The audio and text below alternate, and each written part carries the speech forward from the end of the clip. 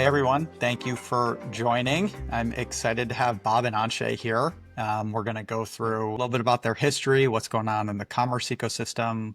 I'll try not to spend too much time on tariffs or AI or other buzzwords, but if it comes up kind of naturally, it will, and that'll be great. But just to kick us off, I first wanted to start with intros. And Bob, I want to start with you. Would love to know a little bit about your background, what you're up to these days, and yeah, take it away, please.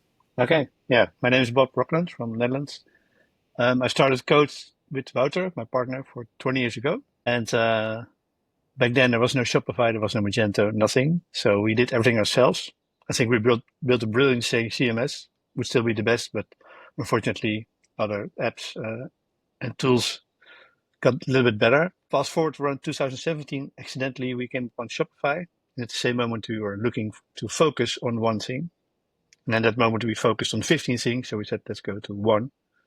And that was Shopify. So we turned the whole company to Shopify with 15 people in 2018. And now we're at 60 plus something, if we have the exact count, and still doing Shopify plus a little bit of Klaviyo on the side. And a fun fact, I run my own store on the side with my girlfriend, which is actually how we discovered Shopify. That's also how you and I met, which was very cool. It is a very cool store. Do you want to give a quick plug for it? Yeah, we sell knitting stuff in Germany and in Netherlands. So people buy stuff. The clients really buy a lot. Some have bought 200 orders, 200 plus orders.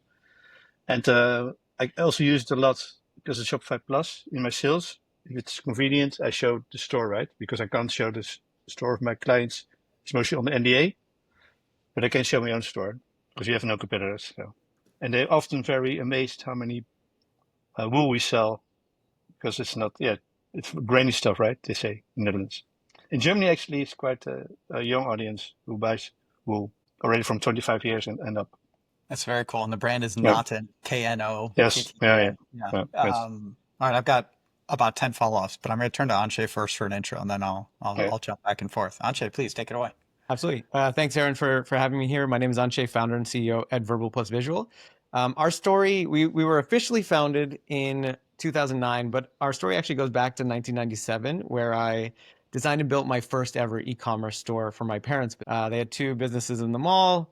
I was really into design technology. I was a teenager, just to age date myself. As a teenager, and really loved the intersection of design and technology at that time, and still do, of course. And their stores didn't have an online presence, so I decided to design and build some sites for them. And the first store I built was a Bang & Olufsen, if you know the audio store, Bang & Olufsen. I actually designed and built one of the first ever Bang & Olufsen sites. It was the first one in the US, actually. That was back in 97. So exciting start. And then fast forward to 2009, officially started the company and have been growing ever since. And right around 2014 was when we got into Shopify. So in 2014, we built one of the first 10 ever stores that were considered Shopify Plus. It was when Plus was in beta.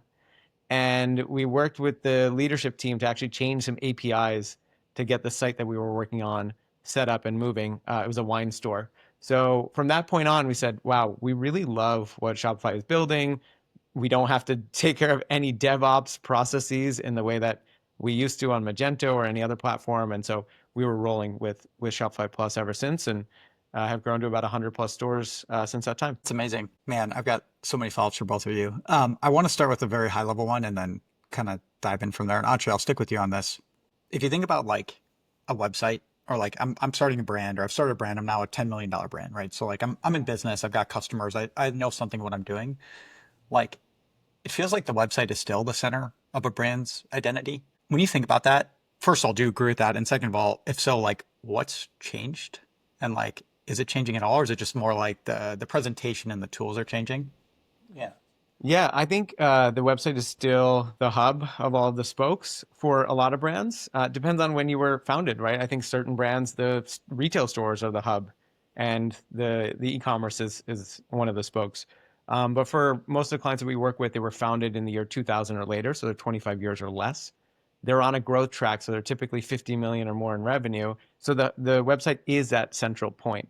And how you tell that story both verbally and visually, not to plug our name too much, but how you tell that story both verbally and visually and create an emotional connection is vital. And then you can take that and translate it out into all of the different spokes that you have, whether it's retail, point of sales, et cetera.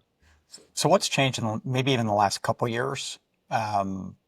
You define the time period to either enable you to change how you do it, or like maybe the new companies that are out there. What are they looking for now? I think the sheer volume of marketing channels and sales channels has exploded in the last 5 years, let's say, right? Before, Instagram shops were, I think it was about 5 years ago, were just starting to come out, really, and people are starting. Now it's like you got TikTok shops, you got all these other platforms that are coming out. You've got to be omni-channel, you've got to do it effectively. So unified commerce is very, very important. You see Shopify pushing this out more and more, right? So I think the distribution, whereas 10 years ago, let's say 10 years ago, you could be a D2C brand, make your business, and that was that, and be a $100 million brand. You can't do that anymore. And not only can you not do that, you've got to be extra, how should I say, fungible, flexible, distributed in terms of where you're selling and how you're selling, but still utilizing the e-commerce store and Shopify as a broad technology as the underpinning of that. Bob, I see you leaning in. I want to create space. What are you thinking? Yeah, I think, first of all, insane amounts of revenue, of course. We're in the Netherlands. It's a very small country. But what we see more and more, also with Shopify, is that we have to go abroad, right? Really quick. We have to go to Germany. We have to go to France. We have to go to the UK. We have to go to the Nordics. And that's something where we can expand with our clients because, again, Netherlands is super small. Germany is not as big as US. So the numbers you mentioned on the revenue are quite big for us, to be honest. Bob, when you think about that with your brands, right, with your clients, and you're working with them to expand, will you guys dive into, hey, here's the logistics you need to think about, or the fulfillment side, or do you keep it pure on the dev side? You find partners for every other aspect of kind of the commerce stack? We do mostly the dev side, but we have built over 300 stores now. So we have a lot of, not that we know everything, but we've seen a lot. So we've seen what works, what not works. So some fulfill from Netherlands, some fulfill from Germany, some choose a country, each country where they deliver, they fulfill from its country. So it differs a lot on that respect. And if you think about building so forget your customers for a minute, but the things that you're experimenting with your site, right? And then also think about all the different marketing channels. What's changed for you over the last couple of years? So normally we would say you do 1 or 2 countries or maybe 5 really well. But because the tools got much easier, like tools like Global E, like Shopify Markets, we can expand and try more and more countries, especially if you do not have a difficult product like fashion or fast fashion, something easy. Then you can ship all over. And some clients then suddenly see a lot of revenue, let's say in Denmark. And then we advise them to focus on that country and put some marketing euros. We have euros in that country. I've heard of euros. Anshey, when you think about like kind of your US based brands, how important is globalization for you guys in terms of like, forget production, but literally the customer base, or is it still like predominantly US? I think it's becoming more important because, again, I'm going to bring up the T word, tariffs. People are trying to figure out what are the right distribution channels. If they're producing in another country, does it make sense to not ship everything or import everything into the US? Does it make sense to import things into other countries where there are no T words going on, and they can distribute from a new center? So we've actually created a tariff cheat sheet guide that allows our brands to, and any brand, you can request it, any brand to say like, oh, that's a strategy that we can implement. And how do we implement that? And that's one of a lot of different examples of things that clients are doing to skirt around those issues. Globalization is very important, or has become especially important in the last 2 months. Well, I'll share the cheat sheet after the fact. I think you know this, and Bob, I don't know if you know this, but I used to run a brand for about a decade, and then I actually co-founded a shipping company called Passport that does international shipping. And so it's much more it was primarily US outbound. It's obviously expanded pretty meaningfully since then. And kind of as part of that, and then I was at Loop Returns, is like thinking about the ecosystem and where does somebody fulfill from? Like back in the day, it was dropship from China, and I remember it was a beta brand. Beta would do pre-sales and then ship from factory, which was like the most beautiful business model because it's a pre-sale, nobody's expecting it to arrive in 2 days, right? And now there's so many, like there's Portless out there, and there's so many amazing kind of like logistics companies that are helping you go figure this piece out. All right, Bob, I wanna turn a little bit back to your site, and then Anshay, I'll come back to you. Like if you think about specifically what problems, I don't forget the technologies for a minute. But what are the next set of problems that you're trying to solve? Is it personalization? Is it like actually going into Anshay's comment about, hey, you've got a breadth of marketing channels? What are the things that you're like most interested in seeing develop in the coming years? And the use, of course, of AI, but next to that, we see a lot of requests on the search. People really struggle with good search on the website, and we get a lot of clients with a gigantic amount of SKUs, like over 100K. We have a client who sells everything around equestrian, right? Around horses. It's huge search questions and personalization, of course, too. And also, it's kind of hard to find the right tools, which are the best ones. So we try to advise the clients there. And those are also the more expensive tools for enterprise. When And you think about- personalization, there are the two versions. I think the normal ones were like rebuy, where they say, hey, this is good, right? This is what most people buy, but that's not real personalization. And the real personalization, like Nosto, Loop 54, other ones, that's the one we implement for the like enterprise. And enterprise in our region is, we say above 50 million a year, Great. whereas US is more like above 125 million a year. But it's in euros, so the exchange rate changes. So Yeah, sometimes it's- it's yeah. I want to linger on both of those, and Anshay, please jump in. But when you talk about search, is it like you're trying to find better tools for natural language processing? Like, hey, Yes. I've got a party coming up and I need a cool looking like. And are there any tools that you found so far that are interesting, or that you're, even if you're not signing, hey, we love these guys, but you're experimenting with? We're experimenting with Algolia, Tweakwise, rebuy search, and a big one is Shopify, which is growing the search a lot, right? It's getting better and better. And probably tomorrow we will see another search of new search functionalities within Shopify. And when you think about search, is that also with recommendations? Like, is that tied together? Or Yes. do you think about Yeah. Interesting. And then we Anshay, are a huge fan of lifting the AOV, right? Because it's the same marketing euro, the same shipment euro, the same handling, and we try to focus on that one a lot. Let's come back to that, because I actually want to dive into how to lift AOV and like different tactics you guys have seen, especially as you're doing like a rebuild for a brand.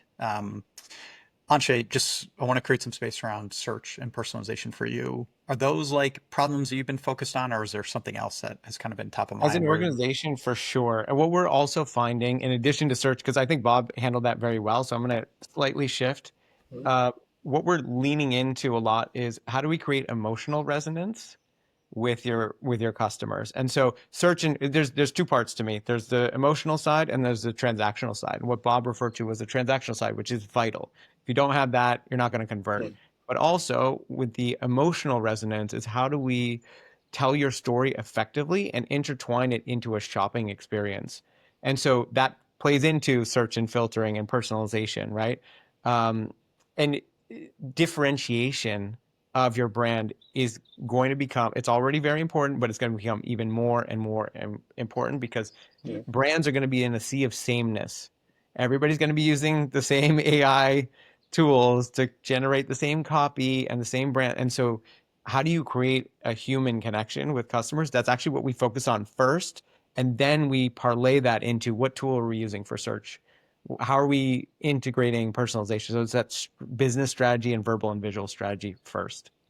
Thank you. It's really interesting. If I think about like the day in the life of a brand today versus what it was, I was going to say 10 years ago, but 15 years ago when I started my brand, is like there is an incredible app ecosystem. There's an incredible 3PL ecosystem. There's an incredible agency. And to me, it used to always be like the core of the business was like literally the brand voice. And whether you create the voice is different from like holding the voice. Like, what does this brand stand for? Right? Like you can use an amazing third party to help you, your thought partner, but like you as the team need to really live and breathe. What does this brand stand for? And then like literally the product. And again, you may not be the product development firm. You could use like Doris Dev or somebody to go build your product, right? That Canopy team. But like you need to stand by an incredible product. And it feels like everything else can be separated.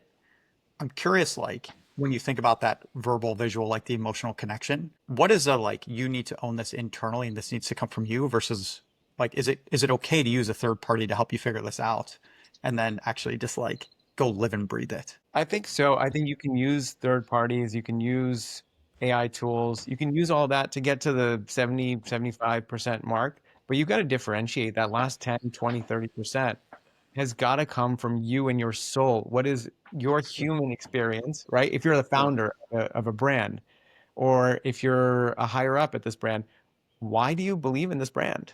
And you've got to codify that. And if you don't codify that and then utilize it on all of your sales channels consistently, you're not going to have a drumbeat of organic emotional resonance where customers are tied to your brand and they're excited to share the brand. And if you think about, and Bob and Aaron, feel free to answer back if you have a brand that you're really, really excited about in your life. Why are you excited about that brand?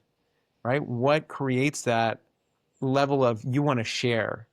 And that's what we work with our brands to do is codify that, translate that into their e-commerce, and make sure that there's a level of organic growth that allows you to distance yourself from the level of marketing spend that customers have become accustomed to and isn't cost effective anymore. It also really helps, I see, with some of our clients, if possible, right, to connect really the face of the owner to the product, to the website. If they're happy to do the videos, do the promotion, everything. So if a new guy, we sell now food online, like HelloFresh kind of thing, new customer, and this guy connecting his face, like he is cooking all the meals, right? It's impossible, of course, but you get connected. Hey, he's cooking for us. He's called Peter.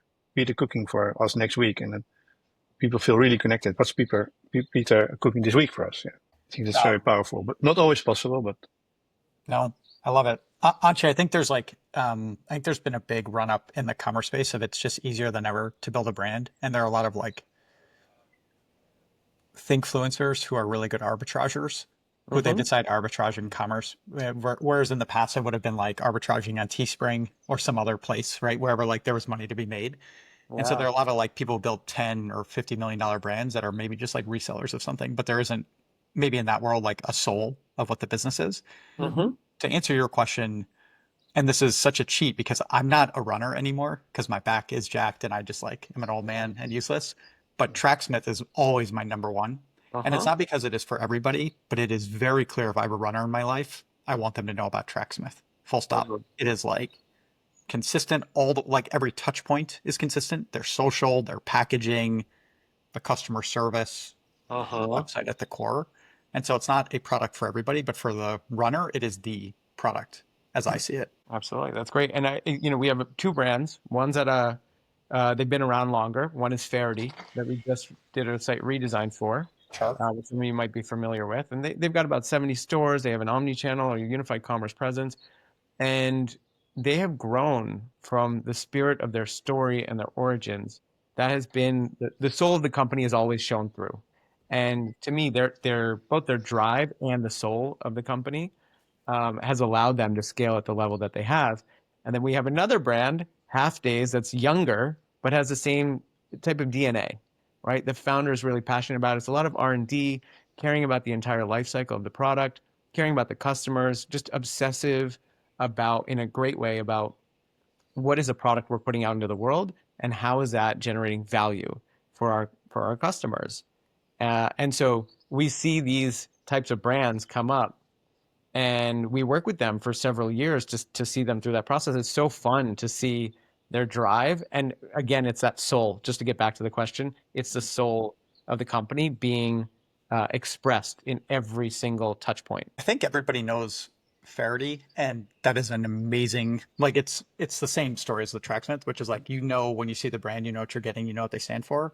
I urge everybody to go look at Half Days. I actually don't know if you and I talked about this, but I met Ari when they were just starting the business, more as like on the investing side.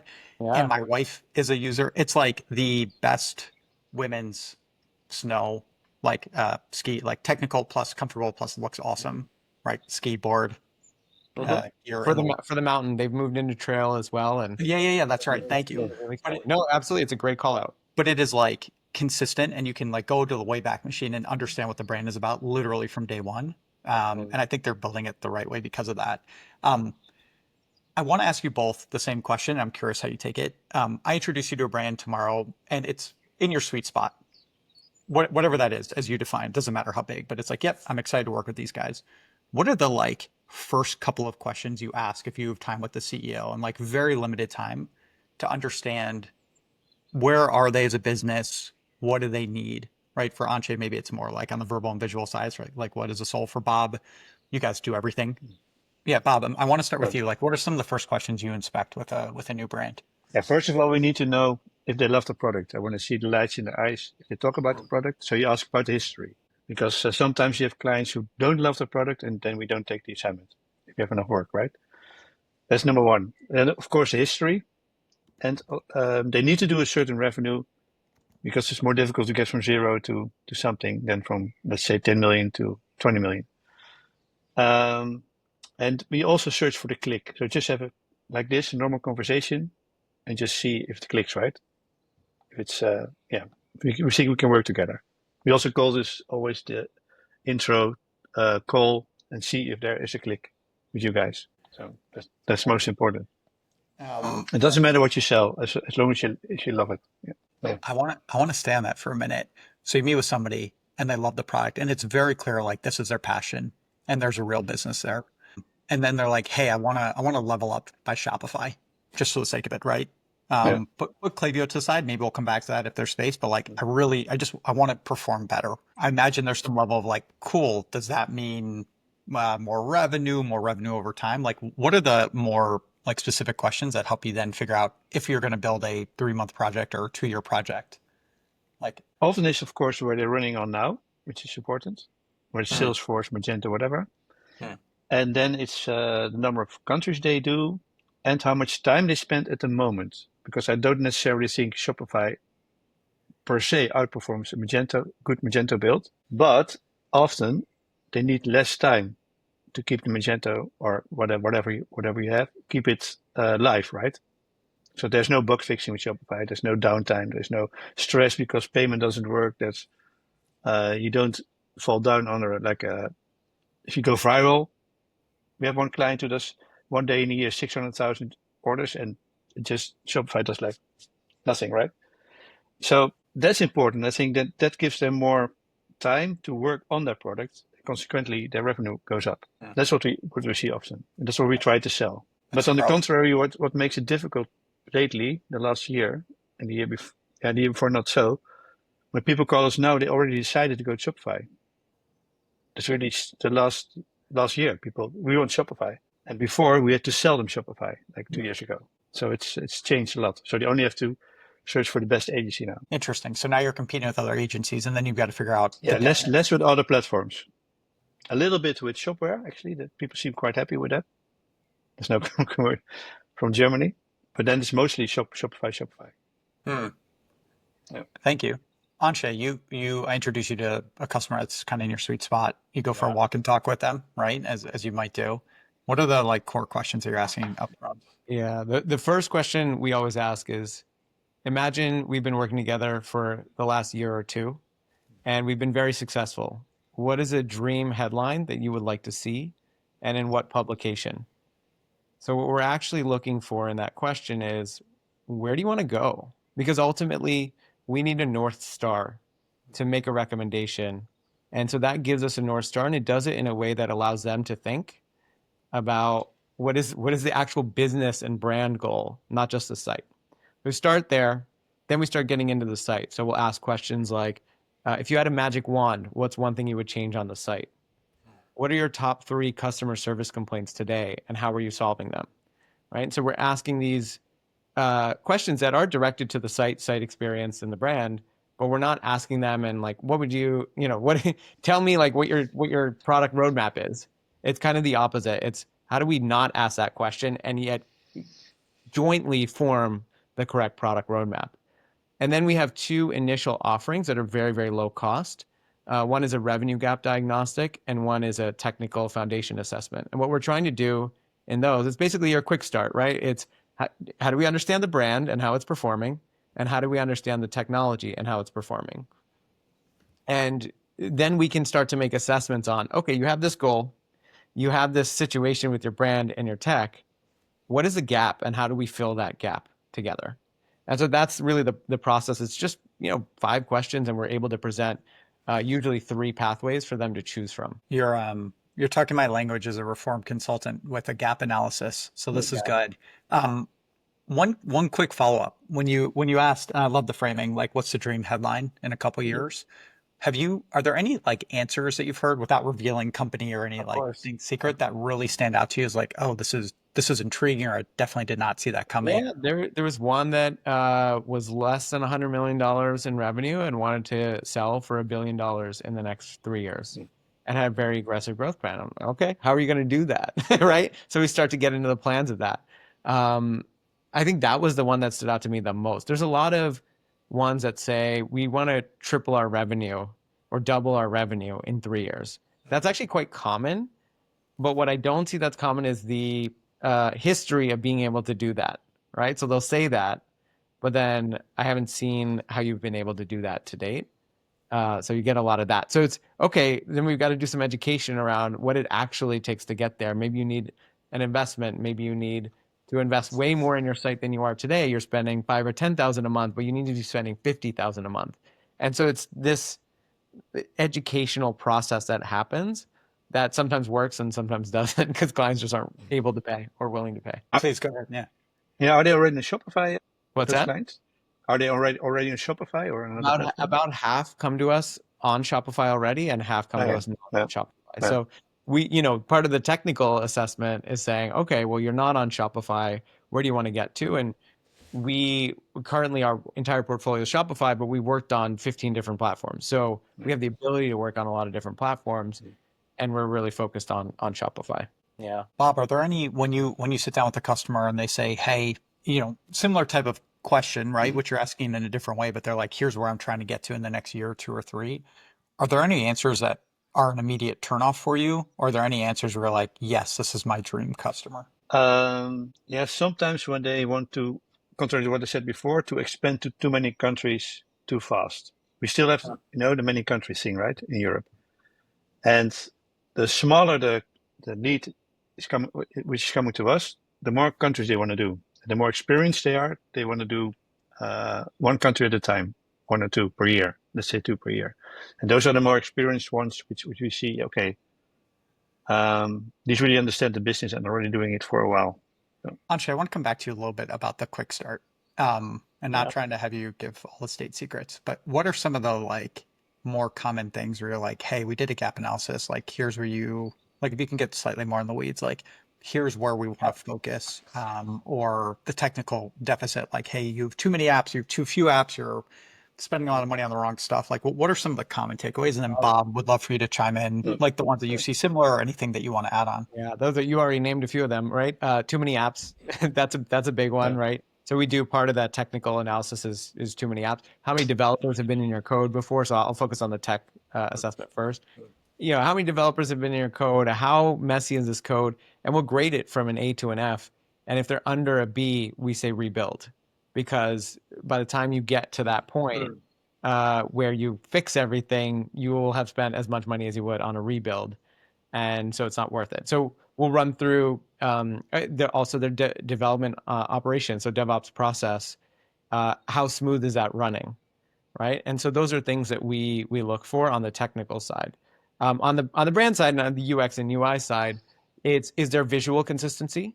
Meaning, are you eroding trust by having 3 different CTAs in terms of colors, right? Slightly different greens, for example.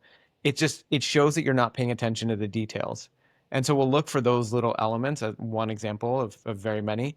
Are you making it easy for the customer to shop? Are there any friction points that shouldn't be there as you're going through? Like if you're searching and you search for a t-shirt and you're getting pants, which happens sometimes, why is that happening? Right? And so that's an extreme example, but those types of things we'll search for. And we'll just go through the path to purchase from the homepage, from the landing page on through the PDP and through checkout. Then we'll actually buy something and we'll return it. So there's another aspect of this, which is the actual human interaction with the product. Do we like the packaging? Do we like the customer experience when we try to return it? All of those elements help us really understand the brand and the brand ethos along with the questions. So those are some of the common things that we look for. And just to add one more thing in our recommendations, it's how do we, again, create that emotional resonance? So if I receive the package and there's no personal note in it, or it looks like really bad plastic, even things like that, we'll say, hey, this is degrading your brand. You're selling this $250 item, which most of our clients do sell expensive items, but the plastic is really shitty. And that just doesn't reflect well. You should fix that as well. That's the entire experience. Thank you. Yeah. Bob, Added to that, we always try to visit the client because, okay, we're a small country, right? So we can drive in 3 hours to the other side. But it's really cool to see the client's warehouse where they pack, and then you also see the love, and if they like the product, if they walk around, if it takes the tour takes a long time, they really like what they're selling. But someone takes an hour. Every time you go there, you have to go again, take the tour, right? Then you'll see the packaging, the people who work there, if they're happy. I love it. Bob, I introduced you to a client today. What are the technologies? And I don't want to call out a specific app, so this is not about that side, but what are the things that people think are going to be really impactful that today just like probably aren't? They're not really moving the needle. It might be like a really small ROI, or it might be like a nice to have, but honestly, if you're kind of starting a company and like tearing it down to the studs and rebuilding it, that probably most brands don't need right now. You mean the apps they would like to have and see the most results, return on Yeah, investment? I mean, I think that was a little bit of a muddled question. Maybe Yeah. let's flip it. Like, what is the highest impact, right? I introduced you to a company right now, and you kind of mentioned search and personalization before. Are there other Yeah, parts? definitely Klaviyo of emails is definitely number one. Yeah. But a lot of people forget the checkout. I'm kind of a checkout junkie. I like to check the checkout always because you can Yeah. have you have a website with 150 pages of configured specs. If the checkout doesn't work, then nothing's happening, right? And because the checkout is so simple on Shopify, what we see a lot, that people still don't pay attention, but you can do a lot in the checkout. You can do really a lot. I love the checkout blocks which Shopify purchased like a year ago from Jill from New York. Yeah. Became a little bit of a friend of mine online because I discovered him pretty fast. I said, "Everyone, this is good, this is good." And now he's purchased by Shopify, of course. And this helps getting the revenue up. Also within Europe, we have apps like Ingrid, who tells you exactly so the shippers per country and the payment methods per country, and when you want to receive the product, and it's so different per country in Europe. So those are very, very impactful. They can just raise your conversion with maybe 50%, 100%. What are some like when you see a site, like they did the checkout well, so visibility into shipping options and costs, Yeah. right? Yeah. Visibility Yeah. into time and arrival, but you also Language, very important, the language. Yeah. So not like your shipping address, but say something, where shall we ship this beautiful product? These things help, right? Getting into, and like phone number, if you need a phone number for some carriers, we need a phone number. But then we say phone number obliged. No, we say phone number if we have a specific question about your order. And that converts much better than saying, I need your phone number. And don't give a reason. I love it. So it's like a Those combination of things help. there's some technology, but Language. it's also just Yeah. thinking about the customer journey and like being really helping walk them through why things matter for them. Bob, I want to stay with you for a minute on this because you talked earlier, and I said I would come back to it about lift and like how do we increase like average order value within the checkout, outside of the checkout, post purchase. What are some of the other things that you see to be really effective to increase average order value? Yeah, we a lot use in the cart, of course. We like the sliding carts because it's super fast. It's already there, right? The cart is on the outside the screen. It just jumps in. So that works really well. I do like the order edit app, right? This guy. Yeah, that's also a nice one to edit the order. You can still edit the order in 10 minutes after you place it. Yeah, and just also in the checkout. Yeah, and also to get to the shipping threshold. This works really well. So if you're 10 euros away from shipping threshold, you just offer products between 10 and 11 euros or 10 and 15 euros. So it's easy to add. Not a €100 product, but like to get to the threshold. And then you can keep upping the threshold every month, and then until you're at the max. That And, works. and the combination of the edit order plus the threshold plus like product recommendations is kind of that holy grail, right? Where it's Yeah. like, Yeah. don't make the person think about the work, actually give them the recommended product. Okay. Anshay, talk to me about, you've got a brand, they're doing well, you've done this work, and now like you're trying to increase AOV. Is there anything kind of non-obvious that you think about on that front, or same with Bob? We do a lot of testing. So we use a tool called Visually, and we go through systematically throughout the site. We're testing the lifestyle photography. We're testing the verbal strategy and how much things are resonating. Sometimes we're using certain AI tools to say, hey, which copy options may work better based upon psychology. So we're bringing that into the testing that we're doing. We'll go through the PDP and systematically, top to bottom, start to test out the site. All of those things can increase. You mentioned AOV. I'm talking about conversion rate first, but then I'll go into AOV in a second. But those are really conversion rate focused. And then I would say there are certain elements that we're testing to increase AOV. So pairs well with, or creating a bundle or a bundle kit, right? For let's say you're backpacking and you need multiple items, right? How do we make sure that we test that bundle kit to make sure it's as effective as possible to increase your AOV, so that people aren't just buying one or two items, they're buying three or four items, and they're buying the right items for them, so they're not returning it. Because that's the other big part of this, is you might increase AOV, but you might also increase your return rates as a result of people buying more things. They have to buy the right things at the right time. So that's also a huge part of it. And then we'll take customer complaints continuously. Like, it's kind of on a loop. What are your top 3 customer complaints? How do we solve for them? What are your top 3 customer complaints? How do we solve for them? And that's how we make sure we're increasing not only AOV, but CVR and profitability. That motion is a wonderful one that I think is the right way to think about literally any company. I mean, for us as a technology company, we need to be better at that. Every single brand needs to be better at that. I love that you bring that into um, kind of your business as usual, like how you do things with the brand. My assumption is some of this is like actually things that you can't impact, but you're just surfacing it for the brand. Like, hey, actually, the biggest issue is your shipping times are too long. And like, yes, we can update on the site and extend like expectations, but maybe it's a fulfillment or some other issue. Is that fair, or do you keep it narrow on like the places where you guys can? No, I think the prior one is fair. Yeah, we definitely do it that way. Um, Guys, thank you. I have a couple quick final takeaway questions. So I'm going to put you on the spot for the most insightful, snappy answer you can give. And you're also allowed to say pass and share some deep insight regardless. Bob, I'm going to start with you because you've lived it on the brand owner side and obviously on the agency side. What is the worst advice about e-commerce, right? Or about commerce right now? If we think, omnichannel, whatever it is, that you think people are kind of actualizing right now that they should just stop doing? It's very easy. I think it's starting without a passion for the product. If you don't have a passion, then no. Like if they see something successful, maybe a brand of ours, they want to do the same, but they don't have the same passion for the product. They literally say, they come to us, okay, I want to be as successful as them, and I want to do it in 1 year. And then they forget the other guys are doing it for 10 years, right? A lot of sweat, blood, and tears. Yeah, so All right.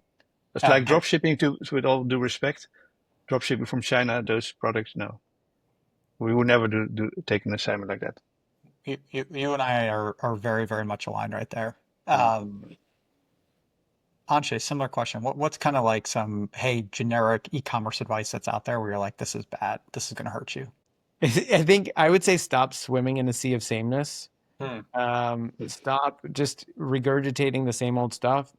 Go inside yourself. If you're a founder of a brand, figure out why you built this brand. To Bob's point, you got to have passion for these products, and that's actually what's going to take you into a 10 to 50 to $100 million company. And you've got to be able to do it consistently day after day for a decade plus, right? And so I think people are looking for shortcuts. AI is providing shortcuts in a lot of ways, but still the last 10, 20, 30% is human. It shouldn't be the solve. It should be the support for the solve. And I think that is the thing that people are just gravitating so much towards it, as it's going to solve all your problems. No, it's going to help cut down your time on tasks significantly. but is not going to grow your business. And we still have to think for ourselves and be able to create brands that truly resonate, because humans are buying. As of now, humans are buying products. Soon my agent will be buying all of my wool from Naughton directly on my behalf. Right. I'm going to stop right there. That was like both rings true to every conversation I've had with each of you and is like consistent with what you shared here. So just want to thank you both. I took a page and a half of notes and All right. found this extremely interesting. So thank you. Yeah, I think we'll call it there. Hope you have a great rest of the day. Thank you, Aaron. Thank you, Aaron. Right. Thanks, Bob. Let's see.